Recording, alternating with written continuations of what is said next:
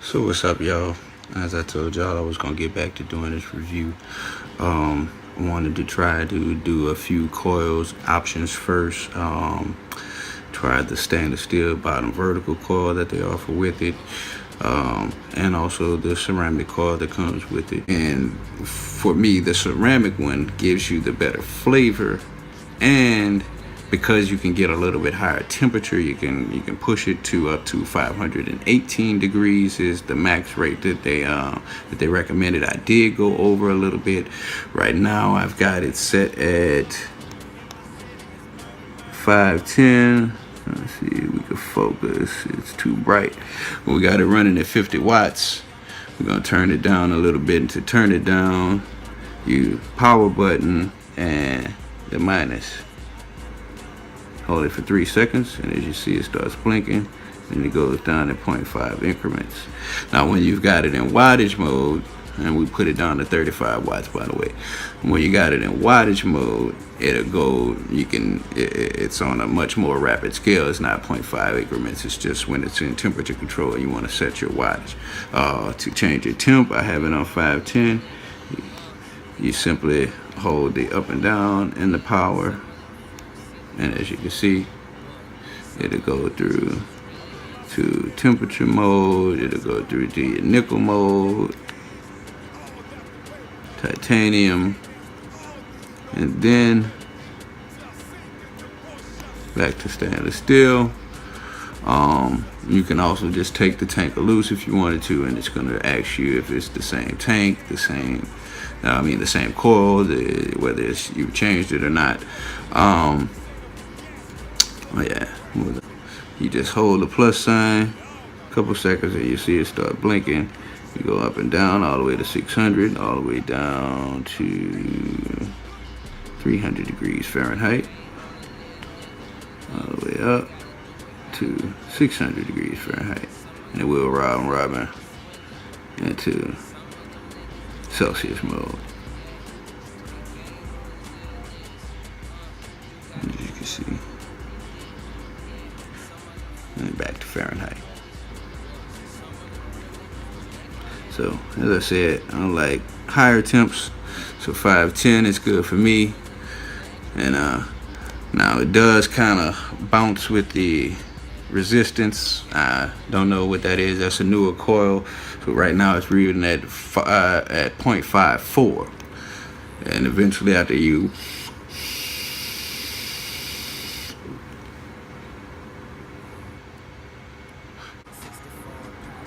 matter of fact, I'm about to go back up.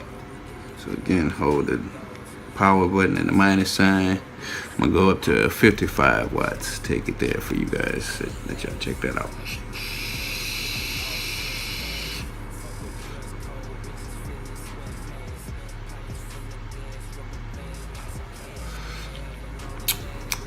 Yeah.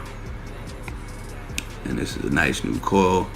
This one hasn't been broken in yet. I'm gonna go to do a little time lapse, and I'm gonna show you. On the front, you have a nice little artwork. On the back, it tells you a lot about what this mod can do, the vaping range, about the type of battery, temperature range. Then we have on the inside, came with the I sub V. Very nice tank, and the box tells you a little bit about it. As you see, I've already got it out, so we're just going to go into how to. Now I'm taking it off so we can go ahead and we can show you through the bottom how you take the coil off. It's the bottom, show you where the airflow that tightens. It doesn't go all the way around. There's a little piece in there. Not sure if y'all can see that. Yeah, there it is. And so that your airflow closes off when you get ready to unscrew your coil. And as you see, it's notched so that the coils can fit in perfectly. There's no way to really screw up how the coils go in. Once you pop those back in, that's the stainless steel bottom vertical coil. That's one I tested. And this is the ceramic coil. This is my favorite. So we're going back with this one. Once we pop it out of there, you can see on the side how it has the vaping range, the temperature, and also which wattage it's best at. You can also see your juice flow holes, very nice. You can do some high VG e-liquids if you choose to. This I've got a pretty much 50-50 blending, and it vapes it really well. Here we go. Priming up that coil, you put a little bit into each side and go around because you want to get that cotton as well as the ceramic mesh that's on the outside. You just pop it back in, put your bottom cap back on, make sure it's tight so you don't get any leakage, because you can, if you leave it loose or you take it, accidentally hold on to that part while you're unscrewing, that will come loose and have some leakage. I've had to give a little bit of a tutorial with some of my people who've bought the TC100 version with their I sub V. And here we go, we're putting it back at the vaping range. As you can see, it comes back on when you screw back on. And actually, if it's the same coil, you can go through it and switch if you need. Alright, so we're back. We can go from 6 to 75 watts. It is a replaceable 18650 battery. I'm using the... This is how you put it in and out. You can use a quarter if you want to. If it's a little bit tougher for you guys. I'm using a 3077 mAh battery, 36.3 amp. And this is put it back in. If it's in upside down, it won't even fire, it won't read. It'll just give you. As you see, it says click 3 times on. 1, 2, 3. Same coil, so you just hit the fire button.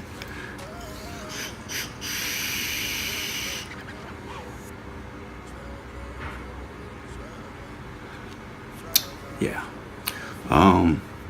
So as far as the itaste Hunter, this little guy, I like him. He's very tough looking. Yeah, they the colors that they come in, they're all kind of like basically like a military a rugged security guard or something look to them, you know. It's like your canteens or something finish on them. I've dropped this guy a couple times, yeah, not a mark on him yet. My little tank got a couple little war wounds. I don't know if y'all can really see that. But the ring has been protecting it pretty well, so shouts out for that. You know, me and glass tanks we don't get along at all. But shouts out to that. That little ring really helps. A lot of people call it the little cock ring. But yeah, that little fucker really has been protecting this for me. I've knocked this bitch over. I've knocked it down, and that's kind of because one of the downfalls to it to me is this little thing the battery cover doesn't go all the way up because he's kind of offset, you see, kind of wobbly, but you know, he does stand up pretty good in most cases, you know. Just having it and I accidentally, like on a table like this one, accidentally bump it with your leg or something and he might tip over.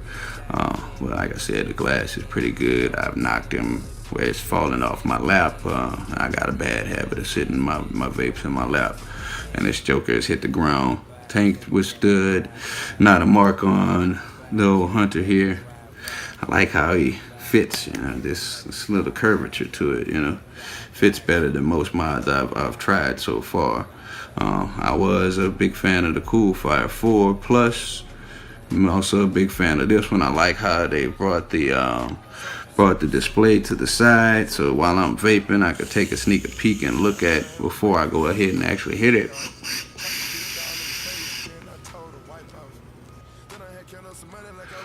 Yeah, and you know, oh, that strawberry, so it's so strong in these things. Whoa. But yeah, he's been pretty good. Got a couple pros and cons about it, you know. Um, the pros, like I said, I like the feel of it. You got this little rubber grip that helps you, you know, it helps to feel a little bit better onto your palm. I have arthritis, so you know it's really easy to fire. It's really easy to work with for me, and I figure that would probably be a plus to a lot of others who have some of the same issues that I do. Um, the side display screen, that is awesome. You know, it's I hate having to look right here in that little bit of screen. Maybe older people who wear reading glasses, that gets difficult. But right here on the side, it's pretty damn good. Only thing I do, you know, there's no way place to do firmware or anything with this. That's what I would. That's one of the cons to me. I'd like for it to have a place where you could plug in to recharge, also plug in to upgrade the firmware. Because to me, this little joker should be, you know, if you want to, maybe, you know, hey, you guys in can think about it. You could do it like a little magic 8 ball or something, you know, kind of shake it, and you know you'll see what's most recommended for each chord, a particular chord that you got, or see make it shake it and read the chord that's in there or some shit. Hey, you never know. You can do it all with technology. But the other con, like I said, the little battery case, it doesn't really go all the way in. Perhaps maybe it's just my batteries, but I don't know if you guys can see right there a little bit. It has a little bit of a gap. Maybe it's just a particular battery that I'm using, but I noticed when I tightened it down all the way, and I think it's because of a little pin that's inside you. That pin doesn't move, and then you have this one on the bottom that pushes the battery up, and the top of one of my batteries kind of bent in a little bit, so can't really, you gotta have some flat surfaced 18650s, or else you're gonna have, you see how it gets gapped, and I gotta kind of force it a little bit more. Not too much, because like I said, I don't want to bend that other battery. I don't want any more battery damage. But yeah, back on. So other than that, man, it's all pros. You want something that's durable. This is you know, and you want some people like 18650s. I kind of like the 3600 mAh batteries built in. You know, it's all subjective, but you know, for me, look, feel, you know, he's slimmer than a lot of other ones, and it just, you know, kind of grips right, you know, and that's for either hand. Kind of it's kind of curved in. You can feel it and still look at your vape. You see what your temperature is. You know, with most of them, you can't see that because the display screen is right here, and you're covering that up when you go to vape.